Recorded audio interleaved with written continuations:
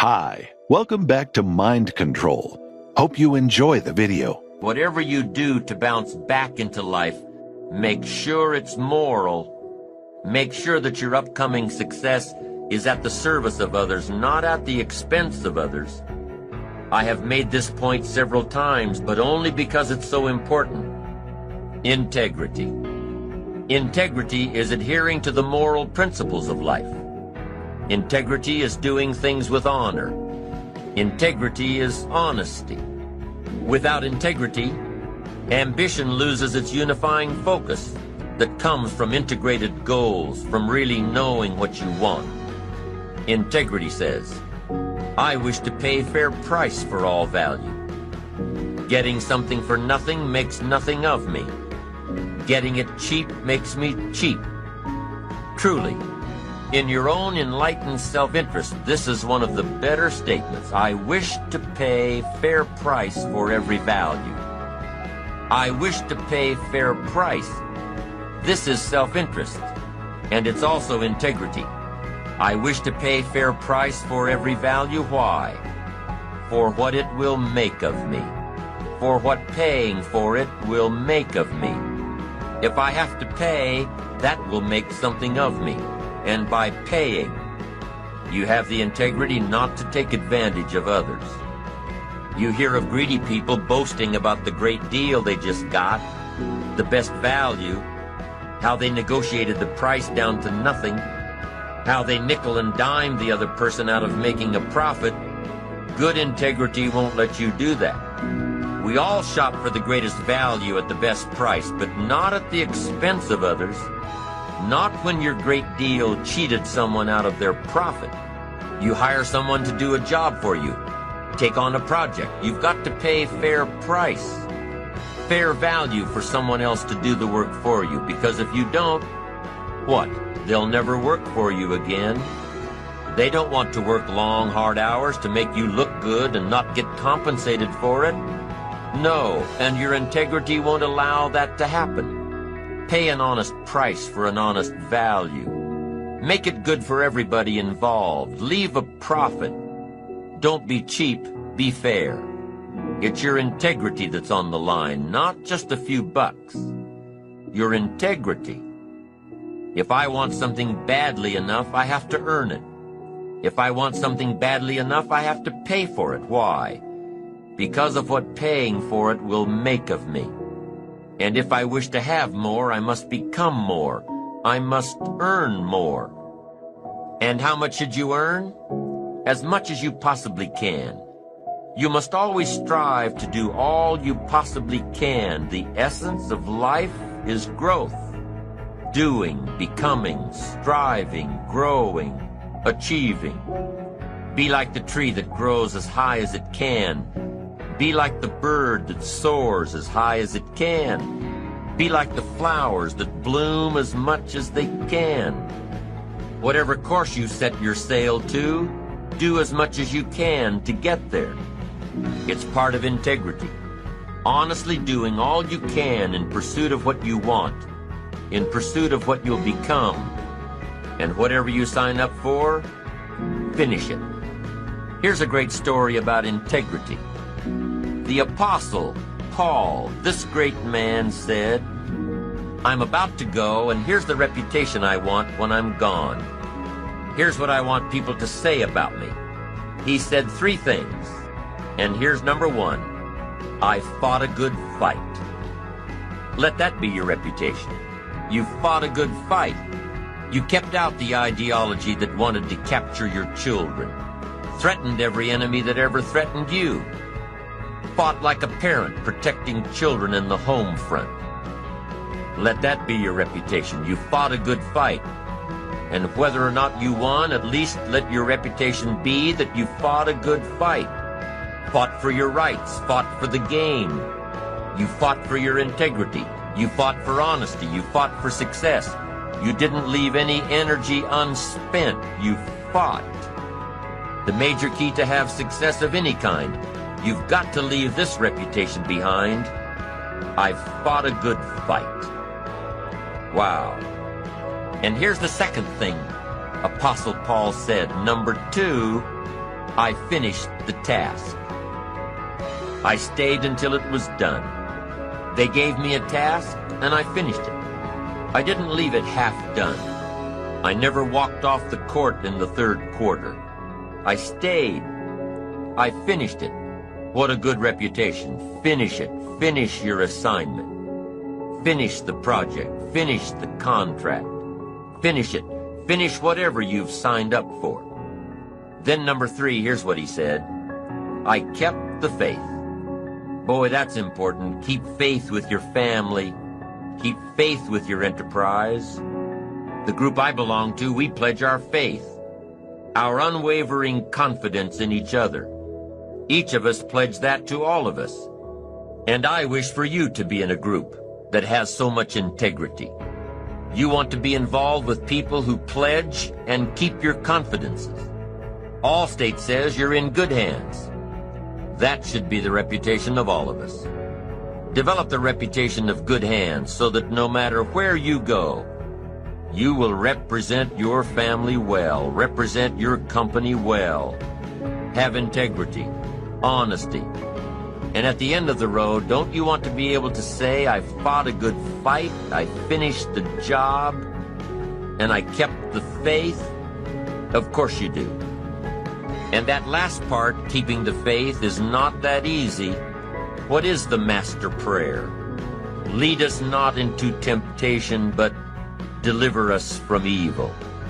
Help us keep integrity in spite of the evil, in spite of going through the valley of the shadow of darkness, that we will not fear that evil will dislodge us from our integrity. Keep the faith of the office. Keep the faith of the company. Keep the faith of the family, of your spouse and of your children. Keep the faith of the community. Wherever you go, represent your family well. Wherever you go, represent your group well. Wherever you go, represent your colleagues well. Let part of the bond of friendship be that wherever each of you are, each of you will represent all of you well. Wow, what a thing to be able to say. I fought a good fight, I finished the course, and I kept the faith. And here's how he wrapped it up. Apostle Paul said, I understand now there's a crown waiting for me, and I deserve it. Isn't that great to say? I hear they have a trophy for me, and guess what? I deserve it. What a magnificent story to leave behind. I fought a good fight, I finished the job, I kept the faith, and I deserve the crown. Unbelievable. Now others around you, others you associate with, may not have the ambition or the integrity to leave such a legacy behind. But guess what? Let other people lead small lives, but not you. In the challenge of building your ambition and stepping up to the opportunity of giving someone else light and direction and refinement of thought and character, in all of this, let everybody else lead small lives, but not you. Let everybody else cry over small hurts, but not you. Let everybody else argue over non-essentials, but not you. Deal in things that matter, the larger challenge, the larger opportunity. Go for the challenge and the responsibility of being the absolute best you can, of doing your best, of creating your best, of being the best person, the best friend, the best spouse, the best parent, the best colleague. As you begin to understand and apply all of the principles in building your ambition, remember, ambition is an eager desire to achieve, an eager desire to get ahead in life, to do more for your family, to prosper in health and wealth and relationships. As you're building your ambition, inspiring and fueling your achievement, when you realize that you are more than your ambition, when you let your ambition serve you, you will develop greater concentration, greater resilience, greater integrity. These three aspects will inspire more ambition. Ambition that stems from the need to be true and to express your innermost self. And with focused concentration, resilience, and integrity in our character, on our side, working for us. We're constantly inspiring the ambitious part of our nature to reach to greater and greater heights. One of the most challenging experiences in life is seeing what you can do to help someone else. And one of the greatest thrills in life is being able to invest life into life. First thing you got to do is decide, as a business owner, do I want to make more money? See, if this dude with the camera, if his pockets are empty, he's walking around empty pockets, and he's got his fancy camera. This is the problem with the artist. They starve their whole life. They starve their entire life, and then you wonder why they're grumpy. There's no money. I'm eating at Little's all the time. Sooner or later you hit the reality. He hits the reality. I got a nice camera. I love taking photos. I got to shoot Grant Cardone. He watches Lord Sugar leave on his jet and says, hey, why does he get to fly free everywhere, do whatever he wants, and I'm stuck with my camera and no money? How many believe that? Sooner or later, after days of going to work, months of going to work, years of going to work, sooner or later, if he works for this man, he's like, I resent this man. I resent this man. I resent that man, business owner. I resent Paul McFadden, the business owner. I resent you, so I know I won't work for you. In fact, what I'm going to do is screw things up for you. It's called disengagement. The only business people that will survive, the only entrepreneurs that will make it in business are those people that decide to grow their businesses. Little will fail. Not the little grocery store. Okay? If you try to stay small, you will fail. Okay? I'm telling you this from personal experience. I tried to stay small. I tried to manage the business. I tried to be the king of the business. I tried to have no employees because employees cost money. I'm like, I'm not going to have any employees. I'm not going to pay the cameraman. I'll just hire him when I do a gig. And the next time I'll hire another guy. And that'll keep my expenses low. How many are brought up like this? Keep the expenses real low where we can manage the expenses. The expenses are going to be so small that no matter how much we make, I keep it all. Thank you so much for watching till the end. Don't forget to share your thoughts in the comments section. Please also like, subscribe, and share this video with your friends and families. Please watch our other motivational videos. Thank you again.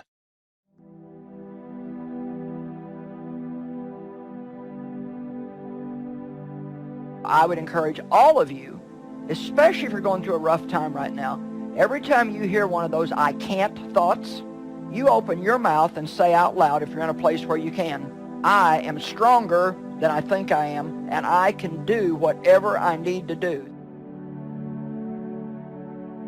When you feel like I can't take anymore, another good thing to say is, I will not have more than what I can deal with. Yet at some point you got to define who you are.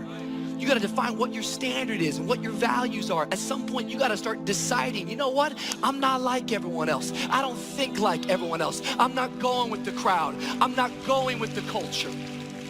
The moment that you actually conquer the urge, all of a sudden you get stronger and the urges get weaker. But it will never happen until you determine, I am not like the crowd. I'm coming out of the crowd. I'm a part of the minority. Find out what it is you want and go after it as if your life depends on it. Why? Because it does. Most people go through life quietly and safely tiptoeing to an early grave. People that have found their passion. People that have found the things that they can pour their lives into. People that found the things that they love. Those people live longer. And I think that's everybody's desire in life. You've got to live what's in you. Life is just too short and unpredictable. They have successfully convinced you that you are useless. And they use you to do what they want you to do. They meaning your culture. And you obey them because because you don't know who you were born to be. When I discovered who I was, I became free from them. I began to dictate my own value. Therefore, I told them, you need me. Come on, say it. You need me. Say it like you feel it. You need me. See, you become a leader when you discover that one discovery. They need me. The world needs me. Beware of vision, dream, and passion killers. Family and friends in most cases. Family and friends in most cases will be the first to try and talk you out of something that you're passionate, excited about, and that you have a vision for. Most of the people that have no dreams will wake up every day trying to talk you out of your dreams. It's really not expected of them to support you and have your back anyway. And if you're trying to do something with your life, they're going to try and figure out a way to shut you and your plans down as well.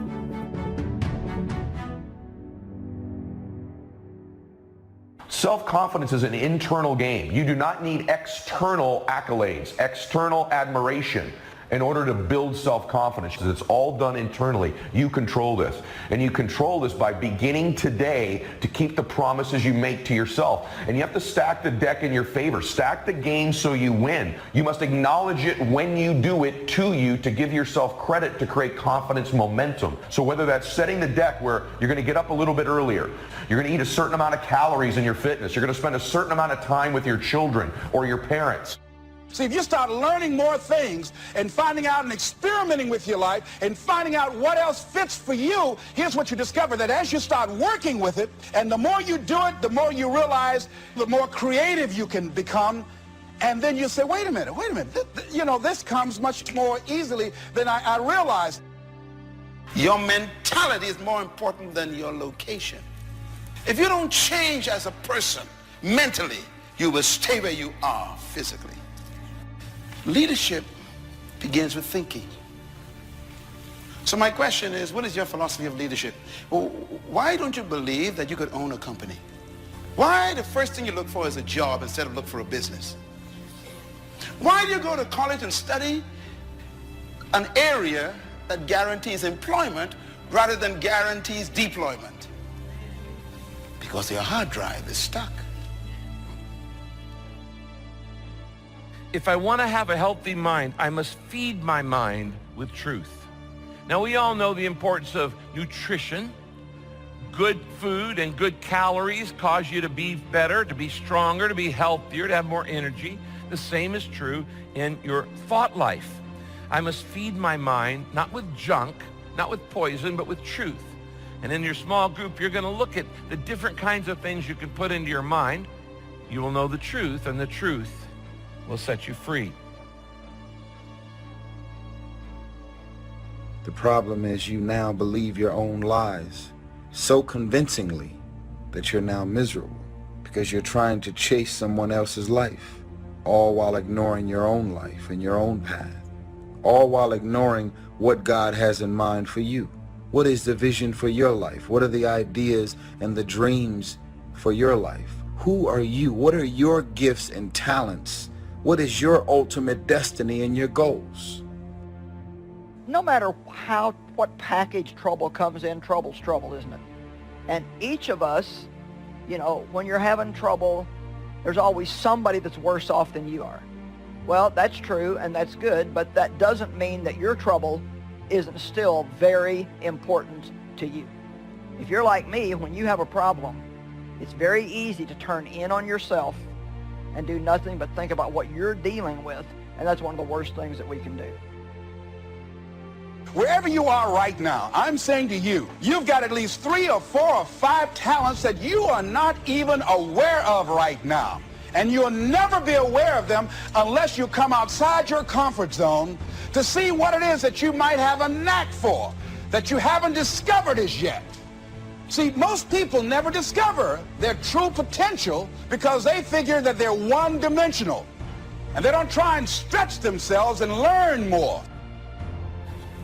We are educated to be employed, not to be deployed. Seeds deploy themselves and become trees. Fish deploy themselves and they swim. Birds deploy themselves and they fly. We are the only creatures God created who don't deploy ourselves, because our culture doesn't allow it. You got to get free from the culture and discuss yourself with yourself and say to yourself, self, am I who I really am? See, whatever you decide to do, look at it and find out what is it that I have that I could bring to the table. Where is the opening for you? There's room for you out here in the arena called life. There's room for you to come out and live your dream. Don't allow but to keep you in the corner or keep you up in the bleachers looking at life, being a spectator, not being a participant, making a difference in life. All of us showed up to give something, and that nobody's going to give that service that you have to give. No one's going to produce your product. No one's going to write your book. You are not your accomplishments. You are not your possessions. You are you. You are perfect. You are beautiful. You were born to do something great with your life.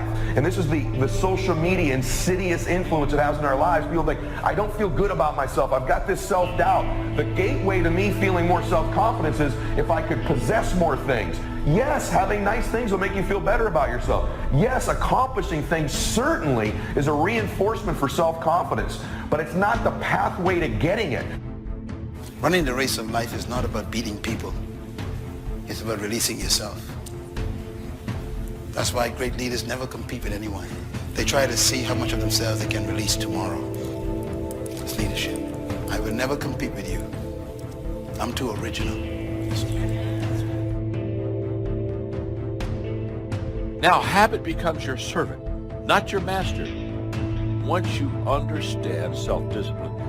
See, on uphill climbing, everything worthwhile is uphill. Can I tell you on downhill slide? Nothing worthwhile. There's nothing worthwhile. If you're going uphill, you get wins, you get losses downhill. If you're uphill, you're preparing. If you're going downhill, you're repairing. I know people every day, they just repair. They just are fixing yesterday every day. High morale is uphill climbing. Low morale is in downhill sliding. All of this uphill climbing can be described in the phrase self-discipline. It takes a highly self-disciplined person to uphill climb. You continue to forsake your purity and you give it away time and time again. And when people ask you, why are you lowering your standards? Why are you doing that? The best answer you got is because everyone else is. And you're sitting here and you're so afraid to be alone and single that you're tolerating this toxic relationship and you're convincing yourself that it's all gonna be right. Let me just be honest with you. If you have to convince yourself it's right before marriage, you're gonna have to brainwash and lie to yourself after marriage. And you begin to do these things you say you're going to do. You say simple things like, I'm going to lay out my clothes the night before I go to bed every night, before I go to sleep, so when I wake up that decision's made for me. And believe it or not, the fact that you just do something that simple that you then deliver on begins to build confidence. So you say, I'm going to stretch in the morning when I get up, and you do it. All of a sudden, when you just begin to do the things you tell yourself you're going to do, you begin to build self-confidence, which is this reputation with yourself. Self-discipline is the bridge between good intentions and good actions. Good intentions is on one side of the water, and good actions is on the other side. And the bridge is self-discipline that takes our good intentions and turns them into good actions. The question is my attitude about self-discipline, is it a tunnel or is it a bridge? See, if you don't decide to act on your dream, if you don't decide to make a decision to live your life, if you don't decide to step into your fears, if you don't decide to say yes to your life, it will never work for you. Time for doing, that's the time right now. Time for acting on your dream, holding on courageously, as Winston Churchill said, and not lose enthusiasm. Time to look around and become creative and see what need or service that you can provide so that people will talk about you being a master at what you do, because of the commitment of pride and excellence and high standards that you've set for yourself. If it's a tunnel, then self-discipline is heavy because it's always about what I'm going through. Well, I'm going through this. Well, when you're going to something, you're on the bridge. When you're going through something, you're on the end of the tunnel, in the tunnel, hoping there's some light at the end of the tunnel. I want you to change your definition of success from destination to perspective, right? Because that's all success is. It's a perspective. And the more and more we see ourselves being successful, the more and more we're likely to keep mimicking it and finding other ways to make ourselves better because we realize what we're capable of. A stronghold could be an attitude like, I'm never going to forgive that person. That's a stronghold. I will never amount to anything. That's a stronghold. If something bad's going to happen, it's going to happen to me. That's a stronghold. It's a lie that you are believing. If you're going to learn to be mentally healthy, you've got to learn how to demolish strongholds in your life. Take advice, but not orders. Take information, but don't let somebody, order your life. Make sure what you do is the product of your own conclusion. Excellent note to make. Make sure what you do is the product of your own conclusion. Not to do what someone else says. Take what someone else says, process it, think about it, ponder it. If it makes you wonder, if it makes you think, then it's valuable. Then when you go take action, make sure that the action is not what somebody told you to do. Make sure the action is the product of your own conclusion. If you'll follow just a little bit of those simple guidelines, telling you the learning process can be speedy, swift, powerful. Your learning curve can go up, and then applying it to your business, your life, your family, conversations, equities of all kinds. You'll find some progress like I did that first 5 years when I met a teacher willing to share with me, turned my life around. Progress I couldn't believe happened for me. Okay. Philosophy, as I taught the last time I was here, philosophy, in my personal opinion, is the major determining factor in how your life works out. Philosophy, the major determining factor in how your life works out. Philosophy. To form our philosophy, you got to think. You got to use your mind. You got to process ideas. And this whole process over a lifetime, starting way back here when we were children, schools that we've attended, our parents, our experiences, all this stuff that we've processed by the thinking process helps to develop our philosophy. And in my opinion, each person's personal philosophy is the major factor in how your life works out. Here's what I called it in that last presentation when I was here. It's called the set of the sail. Each person's personal philosophy is like the set of the sail. Now, I used to think it was circumstances that ordered my life. If someone would have asked me at age 25, Mr. Rohn, how come you're not doing well? Pennies in your pocket, creditors calling, nothing in the bank, behind on your promises to your family, you live in America, 25 years old, got a beautiful family, every reason to do well, and things are not going that well for you. What is wrong here? It would not have occurred to me to blame my philosophy. I mean, it would not have occurred to me. Saying, well, I got this lousy philosophy, and that's how come I got pennies in my pocket and nothing in the bank, and things aren't working well. That would not have occurred to me. I found it much easier to blame the government. Much easier to blame the tax problem.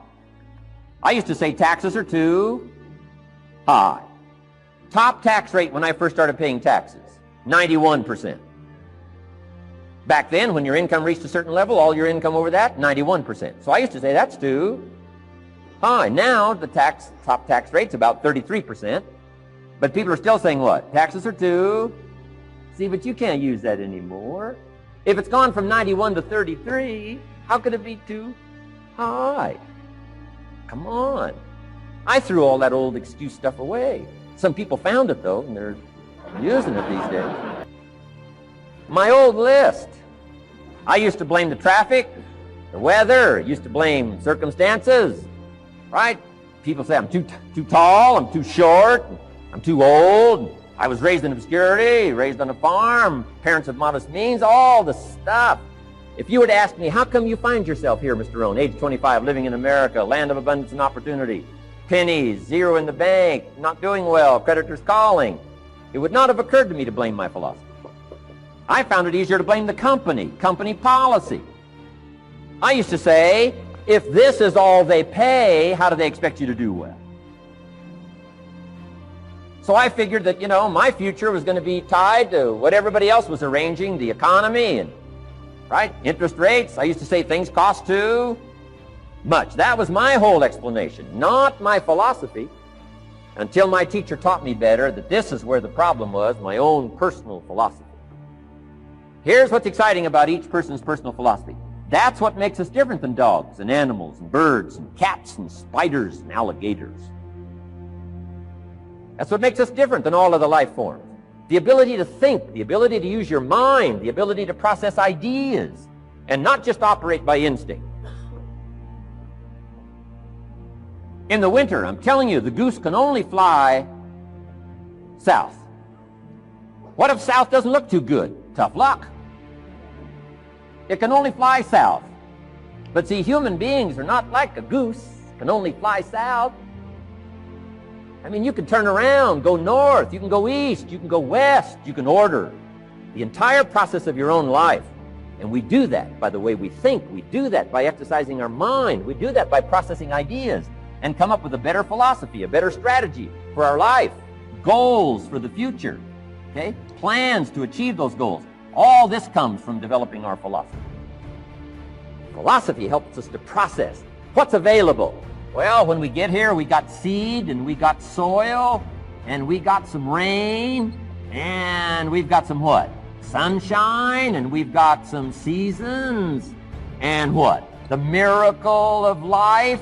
Now, the key is, what do you do with all this stuff? How do you turn all this stuff that's available here into equity and promise and lifestyle and dreams and future possibilities? All of this that's possible now with human beings, how do you take all this stuff and turn it into this equities and values? Well, it starts with philosophy. What is the seed? What is the soil? What is the sunshine? What is the rain? Is it possible to take some of each of all the stuff that's available and turn it into food and turn it into value and turn it into nourishment, turn it into something spectacular and unique that no other life form can do? And the answer is yes. But you cannot deal with all this stuff and what to do with it unless you start refining your philosophy. Think, use your mind, come up with ideas, and strengthen your philosophy. So the seed and the soil and the rain and the sunshine, this is called, the economy and the banks and the money and the schools and everything that's available out there, processing information, what to do with all that, and turn it into equity and value. That is the major challenge of life, my personal opinion. So each person's personal philosophy now is going to determine what you're going to do with seed and soil and sunshine and rain, miracle, the change of season. That's it. My personal opinion. Each person's personal philosophy is like the set of the sail.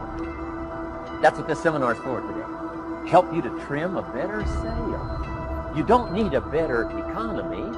You don't need better seed and soil. In fact, when it comes to seed and soil and rain and sunshine and seasons and the miracle of life, that's all you got. Now, what if you blame this stuff? Then you're blaming all you got.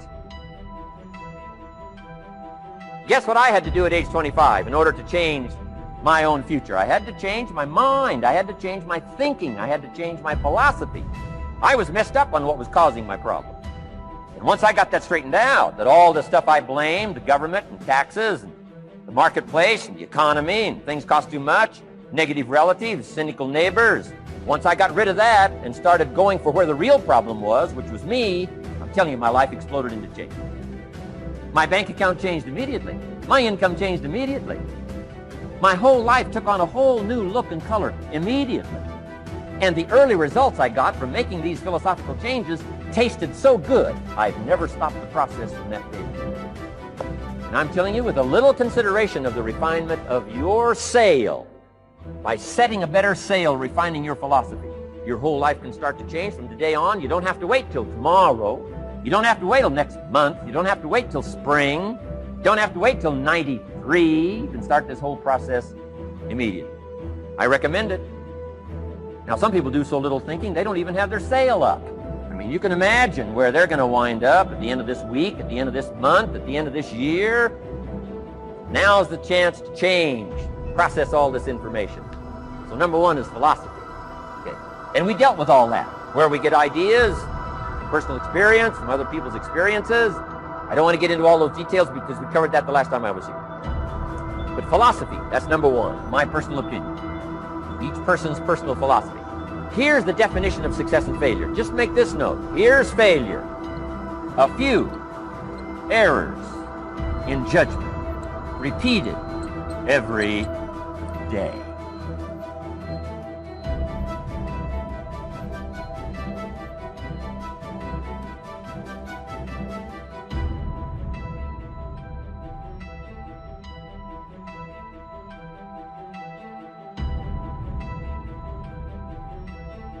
Credit goes to our awesome patrons who make videos like this one possible. Consider joining them to support our work. You can also support us by subscribing to our channel and clicking the bell button to get notified when our new videos are released. And as always, thank you for watching.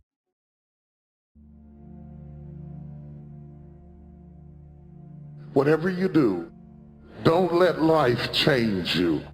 But somebody in this place has gone through some tough times and some dark days and been through some things. When all of this is over, you're going to come out stronger than you ever have been in your life. Don't panic. Don't faint. It's just a test. And I say this to people all the time. It isn't me. It's you. And sure, you may have grabbed some little foothold from the podcast or from one of the books, but it isn't me that changes you, it's you. You set the small goals, you achieve those goals, then set some more and achieve those, and set some more goals, maybe a little bit bigger, but not that much bigger. You pay attention to the progress. Just start. Start small. Start with changing tomorrow morning, just tomorrow morning.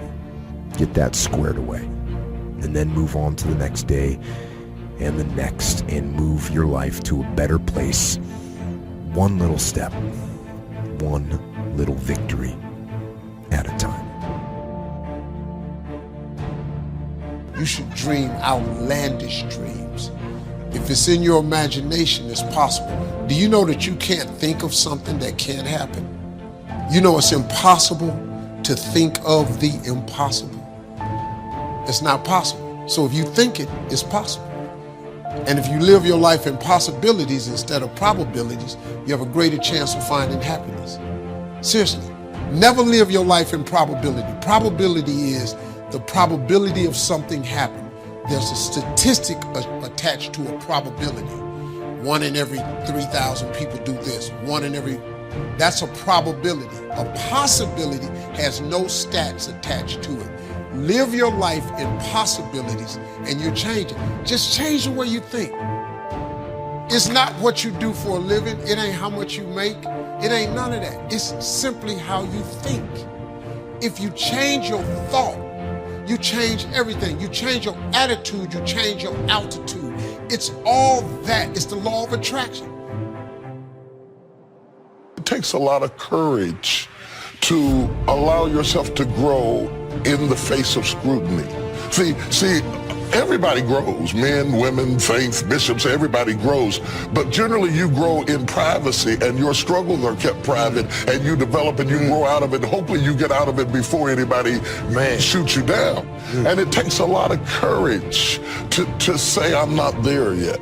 And what I have had the courage over the years to say, I don't know everything. I've been willing to change. I've been willing to evolve. I've been willing to explain myself to people that I didn't even have to respond to. Because in the process of doing that, people begin to understand that you are not who they think you are. If you want the future to change for you, you've got to change. If you don't change, the next 6 years of your life is going to be just like the last 6.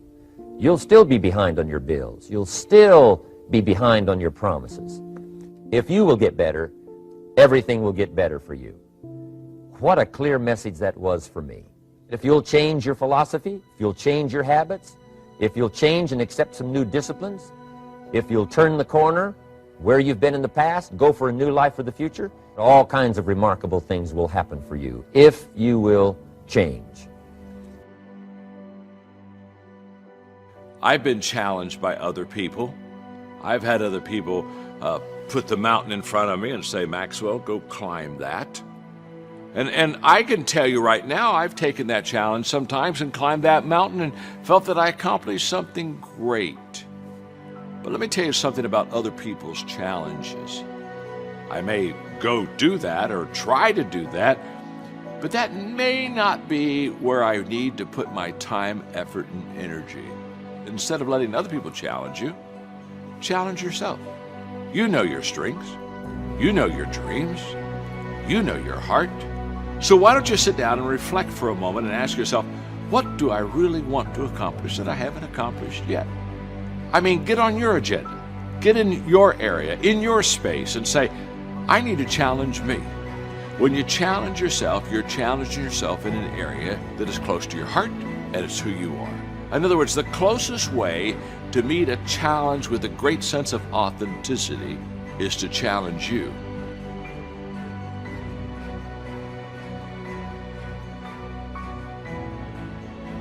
Before I met Mr. Shoaff, I used to cross my fingers and say, I sure hope things will change.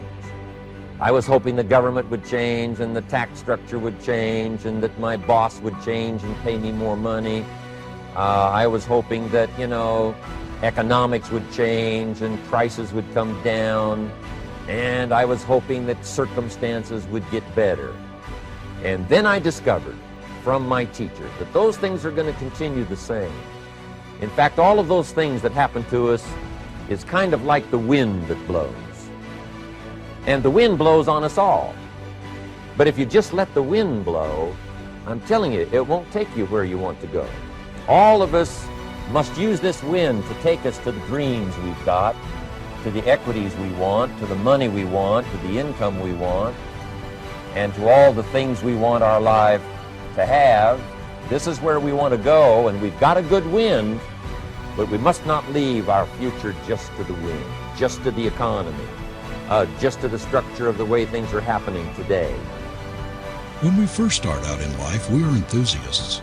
Our vision is bright and alluring, and we feel confident we're going to win out, that we shall do something distinctive, something individual, unusual. But after setbacks and failures, we lose heart, and faith in our vision dies. Then we gradually awaken to the fact that our ambition is beginning to deteriorate. It is not quite as sharply defined as formerly. Our ideals are a trifle dimmed, our longings a trifle less insistent. We try to find reasons and excuses for our lagging efforts and waning enthusiasm. We think it may be due to overwork, because we are tired and need a rest, or because our health is not quite up to standard, and that by and by our former intense desire to realize our dreams will return. But the whole process is so insidious that before we realize it, our fires, for lack of fuel, are quite burned out. Stories of success are all around us, everywhere. Take the time to talk to these people or read their stories. You might learn something. You might find out that they have already traveled the path you are now on. To be a good person, you have to have ambition. You have to try to do something good with your life. You have to try to get out of where you are today or make where you are a better place tomorrow. You have to, or anything else is a waste.